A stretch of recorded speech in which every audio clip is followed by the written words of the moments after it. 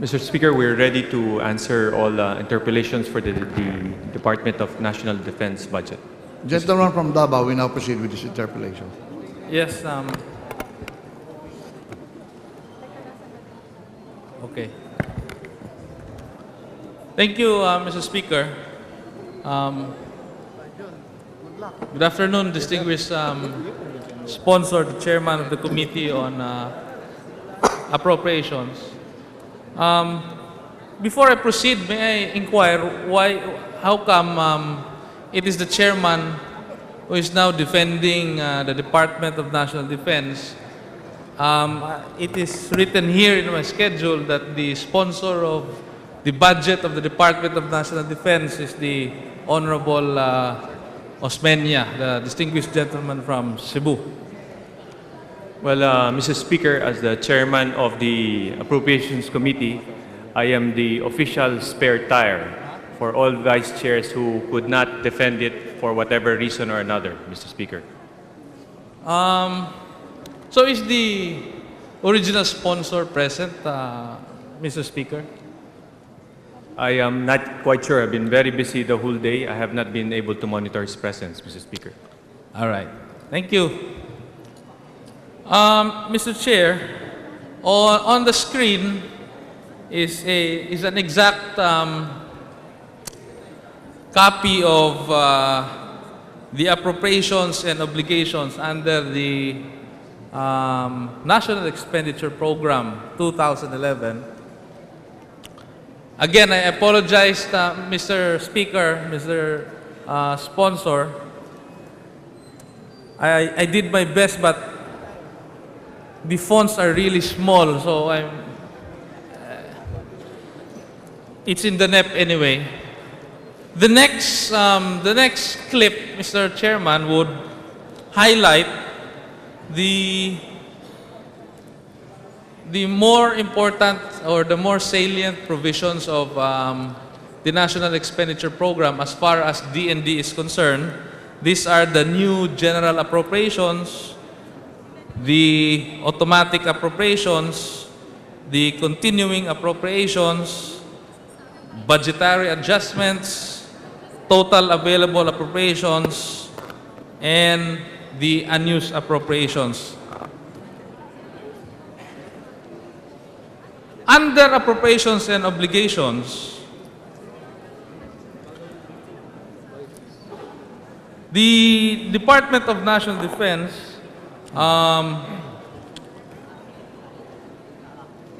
in its general fund, Mr. Chairman, Mr. Speaker, has to, correct me if I'm wrong, Mr. Speaker, has two sources of funding from RA Republic Act 9524, which was enacted in 2009, and Republic Act 9498 as reenacted, which is the budget for the 2008 fiscal year. Am I correct in saying this, Mr. Speaker?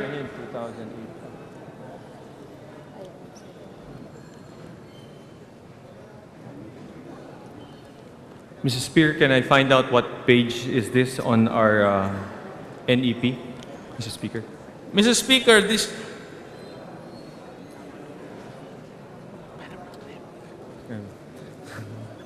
And then, Mr. Speaker, to simplify things, I don't want to belabor you more because, you know, all I'm saying, these are just for information purposes. I'd like to inform you that the Secretary is a worshipful sir of mine, and I don't want to belabor him also. In fact, I want to help him. I'm not really here to belabor you, Mr. Distinguished Sponsor, but just for the sake of information. Yeah. These are I reviewed the NEP, Mr. Speaker, and I came up with all of this total, as I've said. This was taken from the new general appropriations, etc., the automatic appropriations, and I came up with this, Mr. Speaker. I noticed, Mr. Speaker, that original budget under Republic Act 9524 or the GAA of 2009 By the way, Mr. Speaker, nandun din to sa official gazette ng ng 2009 at saka ng 2008. Nandyan po yan sa summary, no? So, simply put, Mr. Speaker, the original budget of the DND is more or less 56.4 billion, Mr. Speaker, as reflected in the screen, Mr. Speaker.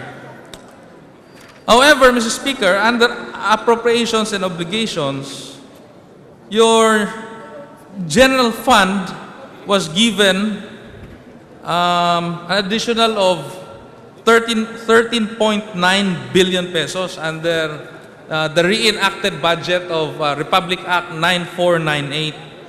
May I just, for clarificatory purposes, Mr. Speaker, may I just know, may this representation know, how did this happen, Mr. Speaker? Is the Republic Act 9498 reenacted, is it a continuing budget, Mr. Speaker? Should it be reverted back to the Treasury, Mr. Speaker?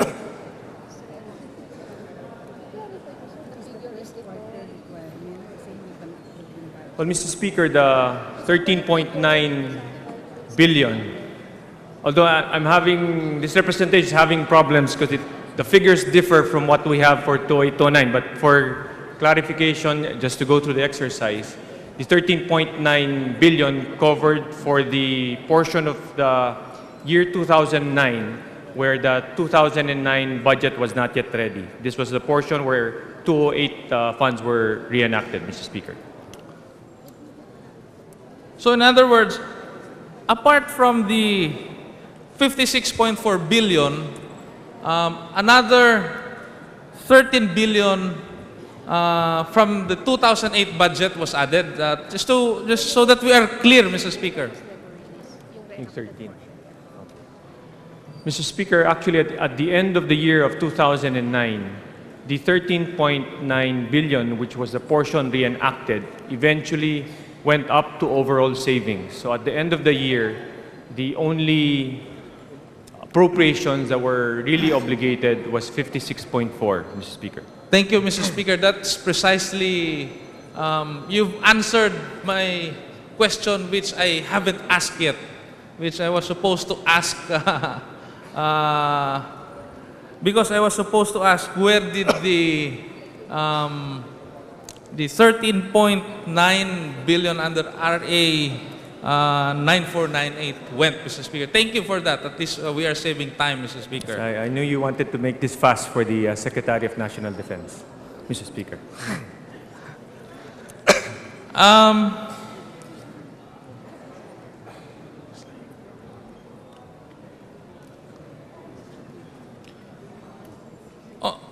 On this slide, Mr. Speaker, we can see under automatic appropriations, if we break it down, we have revenues coming from customs duties and taxes, including those of tax expenditures. We have retirement and life insurance premiums. We have special account amounting to more than 8 billion pesos, Mr. Speaker, and proceeds from sales of military camp around more or less 730 million, Mr. Speaker. For purposes of letting our colleagues know, may the good sponsor and chairman of the Committee on Appropriations explain to this representation what this 8 billion pesos under the special account under the automatic appropriations and of the national expenditure under the NEP, Mr. Speaker. Mr. Speaker, is this under the Department of National Defense Yes, still? yes.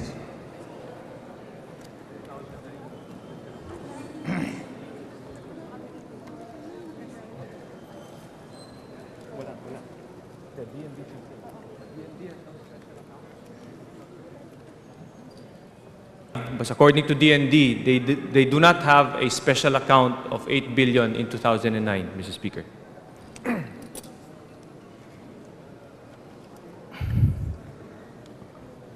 Anyway, Mrs. Speaker, let me go to the next slide. Maybe the next time the finance officers of the DND should total all their official gazettes. It's all in there. Next slide, please. So I'd like to show that there was a continuing appropriations of more or less 5.3, and there was an unobligated release for MOOE under RA 9498 of more or less 3.3, and unobligated release for capital outlay also under RA 9498 amounting to more or less 2 billion, Mr. Speaker. Now, if we go to the next clip, it is noticeable that under RA 9498, the original capital outlay for 2008 was or amounted to 100 million and 340,000, Mr. Speaker. However, in the continuing appropriations report, the unobligated releases, as shown in the clip, Mr. Speaker, for capital outlay rose to as much as 2 billion pesos, Mr. Speaker, and this representation would naturally wonder how the DND or the department was able to generate such a huge amount of money, Mr. Speaker.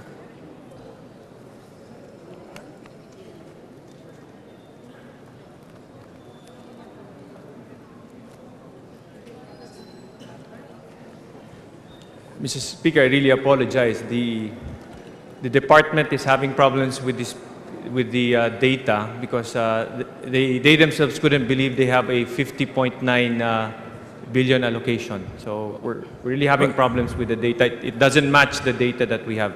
Mr. Well, this representation would be happy to furnish Secretary Gasmin with copies of my numbers. Maybe you ought to check your finance officers, because all of these were taken from previous Gazette and present NEP, Mr. Speaker. If we go to the next clip, because I was made to understand that Dar family is here, and I want to go on with this as fast as I can. If we go on to the next clip, under the budgetary adjustments, Mr. Speaker, nandun to sa ano eh, sa NEP to, Mr. Speaker, di ba, nung sa first slide ko, oo.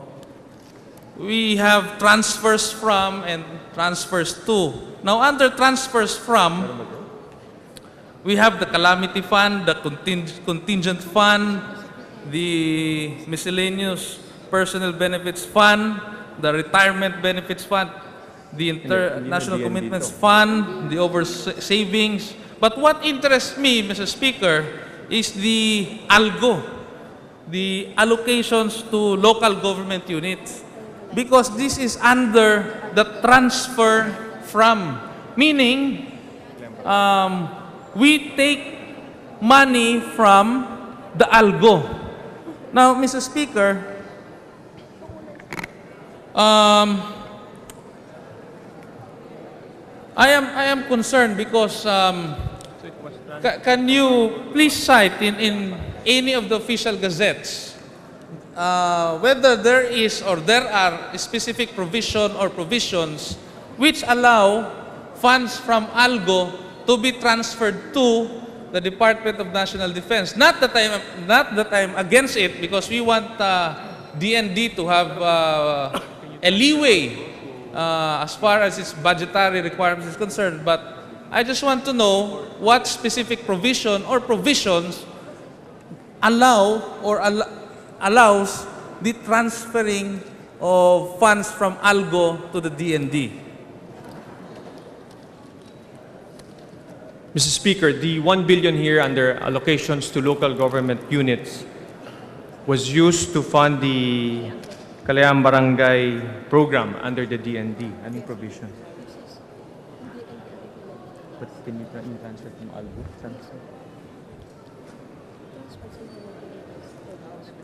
As a general. Oh. Mr. Speaker, as a general rule, uh, in fact, we could even cite the Constitution that any savings of government could be transferred to another agency, Mr. Speaker. In this case, it's DND as the implementing agency. Mr. Speaker, I'm sorry, but it is to my understanding that we are now in the process of deliberations on our budget, and this representation has reviewed the official gazette, Mr. Speaker. In fact, I had it photocopied, and it doesn't say here that there is a particular provision that authorizes the transfer of ALGO funds to the Department of National Defense. Mr. Speaker, distinguished sponsor. How do you transfer Albu to Kalayang Barangay? Anong authority? But you know, Mr. Speaker, to go on,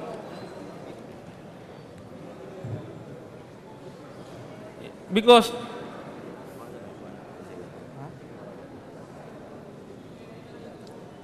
Where does it say here? It came from Albu.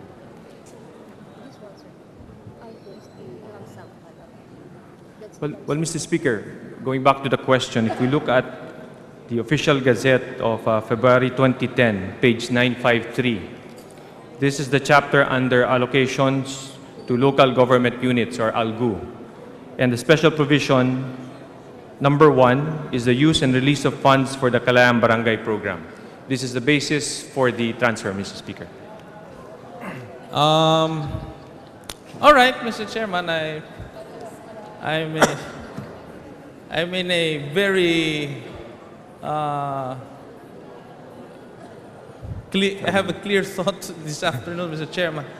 I would accept your answer, Mr. Chairman. Let me just then ask, who identifies, or first, the question is, number 1, ano ba itong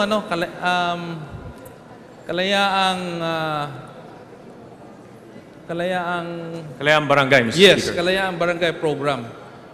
And the second question would be, who identifies and who are the beneficiaries of the same?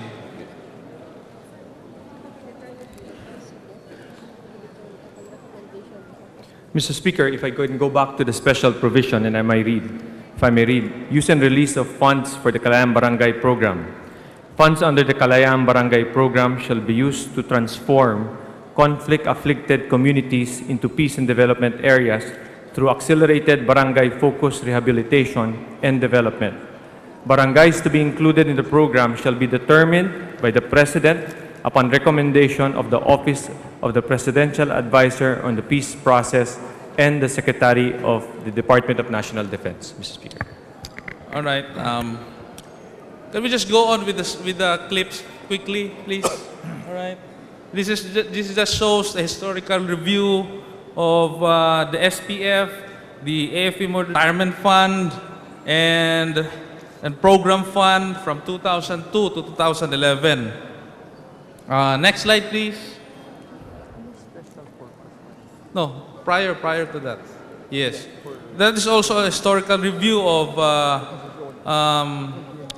funding from 2002 to 2011 of the OSEC, the Government Arsenal, the NDC, the OCD, the Veteran Affairs, the Armed Forces, which covers the Philippine Army and the Philippine Air Force and Philippine Navy, etc., etc. And so, that ends my slide presentation, Mr. Speaker, Mr. Distinguished Sponsor.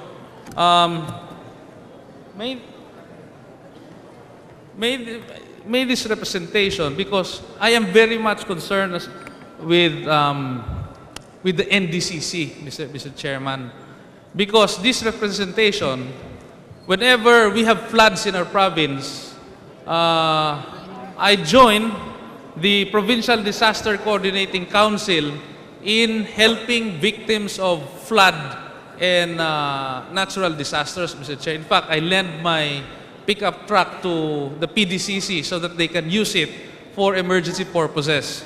Mr. Chairman, may I just therefore know from the good ladies of the Operation Committee as well as the DND family, how much available funds do we have left for NDCC? Particularly, for example, Mr. Chair, because we are in need of flood control systems, Mr. Chair. For example, Mr. Chair, because we are in need of flood control systems, Mr. Chair. Mr. Speaker, you're asking for the remaining balance for the year. For the year, yes. And actually, Mr. Speaker, the new name is NRDMC. National NDRMC. and National NDRMMC, National Disaster Risk Reduction and Management Council. NDRRMC is the new NDRR. National Disaster Risk. What is the National Disaster Risk Reduction Management Council? Council, Mr. Speaker. And who chairs the NDRRMC, Mr. Speaker? The Secretary of National Defense chairs that agency. I'm very happy to hear that. And who is the vice chair? Am I correct in saying that the vice chair is the chief of the OCD?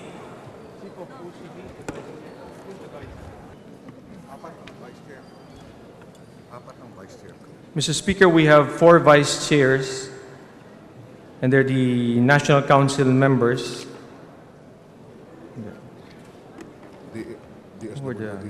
Well, the 4 vice chairs are the Secretary of Department of Social Welfare and Development, the SDILG, the You mean the DOST, and NEDA, Mr. Speaker. So the secretaries of DSWD, local government, DOTC, and DOTC. Am I correct? DOST. DOST, Mr. I'm Speaker. sorry. And NEDA, Mr. Speaker. And NEDA, okay.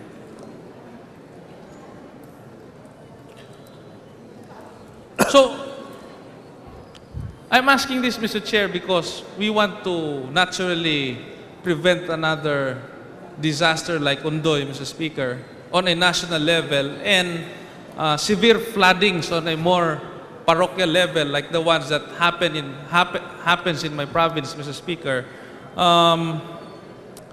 In cases of natural disasters, Mr. Speaker,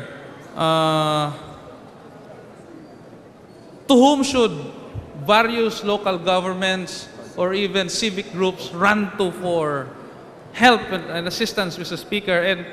And how are funds being made available? Are they made available automatically, or do we need a declaration of calamity for funds to be released, Mr. Speaker? Calamity declaration, state of calamity declaration, for the release of these funds. Well, we would turn to the Office of Civil Defense. That would be the point of contact. Does it require calamity, state of calamity? Before you can release funds. Before you can release funds. So these 4 vice chair are under the OCD, and the OCD reports to the NDRRMC chairman. Am I correct? Am I correct about the hierarchy of? No, Mr. Speaker. The 4 vice chairs a while ago, they work under the chair, who is the SND. The OCD is the secretariat of the council, Mr. Speaker. I see.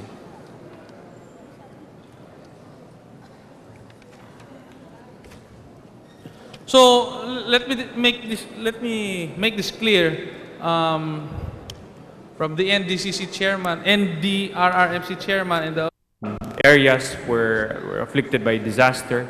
Again, I reiterate, there's a need for a state of a calamity to be declared. Likewise, there are regional offices to be nearer to the calamity site, Mr. Speaker.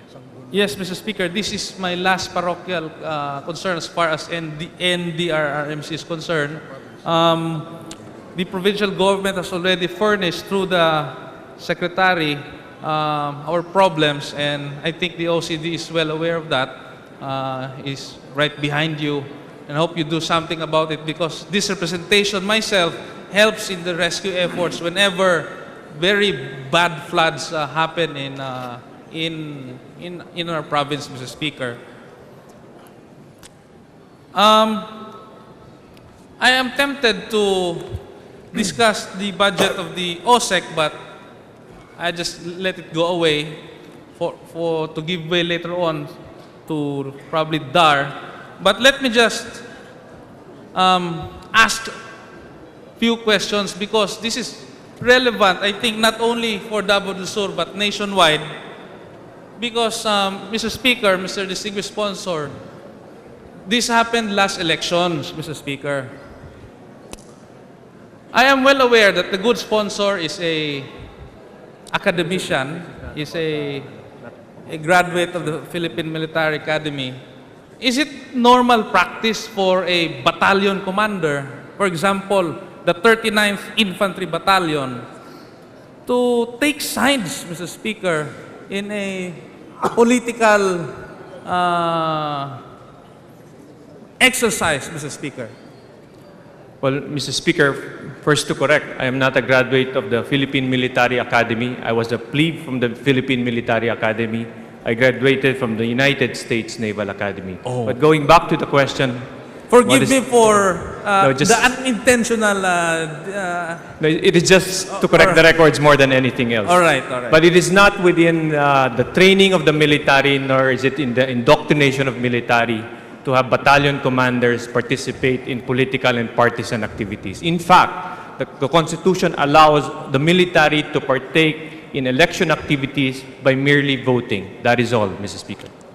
Unfortunately, Mr. Speaker, this may be true in theory or sometimes in practice, but there are instances, Mr. Speaker, that these things actually happen.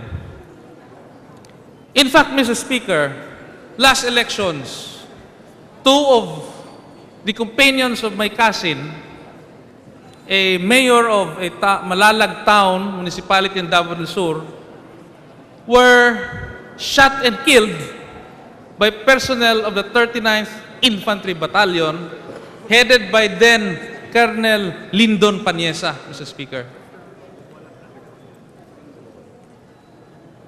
I am terribly saddened because I do not want to demean the armed forces, Mr. Speaker. Mahirap po may paglaban sa Abu Sayyaf, sa MILF, sa mga NPA. Maliit po ang sweldo ng ating kasundaluhan. However, there are officers within the armed forces that give the armed forces a very, very bad and bad name, Mr. Speaker.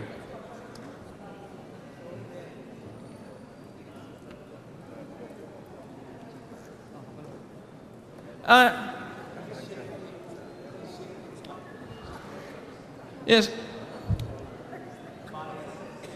Mr. Speaker, is it normal practice for a battalion commander, Mr. Speaker, to go with politicians and go on vacation in Boracay, Mr. Speaker? It is not normal practice, Mr. Speaker. I just conferred with the Chief of Staff of the Armed Forces of the Philippines. If the good gentleman from Davao could write this down, specify all the names, specify all the incidents from the highest ranking officer to the lowest enlisted personnel, they will conduct the proper investigation, Mr. Speaker. Is it normal further that after an officer of the armed forces go to Boracay, then he goes with politicians and go to Plantation Bay in Cebu City, Mr. Speaker? Not normal, Mr. Speaker. Then this representation would suggest, in fact, strongly suggest, that there are plenty of very worshipful brothers in the armed forces as well as in the staff. Please extend your cable tow and have this checked, because I do not want this kind of officers in the armed forces to ruin the service and the dedication and the good name that our men in uniform had through the years built and defended not only the department but the Constitution as well as the Republic of the Philippines, Mr. Speaker. Because I'm doing this, Mr. Speaker, because this former battalion commander of the 39th IB should not get away with murder, Mr. Speaker. There is a great conspiracy here, which would lead me later on to my interpellations in the DOJ, Mr. Speaker. Because I'll give you an example. I'm about to wind up. The Provincial Director of the Philippine National Police, Colonel De La Rosa, conducted a raid, a legitimate raid, Mr. Speaker, together with search warrants in the house of the barangay chairman of Pinalpalan. Mr. Speaker, several high-powered firearms were found. They found M16s, M14s, M16s with M203s. They even found a brand new, I don't know what to call that, but it's like a tabor, a machine gun with a magazine below it, and it's brand new. And so, the Director of the Philippine National Police was as part of doing his job, filed the case before the prosecutor's office. Unfortunately, in Davao del Sur, there is what we call conspiracy. Money talks. As far as corrupt policemen is concerned, corrupt regional directors of the PNP is concerned, and corrupt officers, especially battalion commanders of the infantry battalion, of the Army, of the Philippine Army. So, Mr. Speaker, I hope, DND and AFP comes here to us now and asks for budget. I have no problems with that. We want to modernize the AFP. We want to help the DND. We want to empower the Disaster Management Council, because they will be the first responders in cases of emergency or conflict in areas.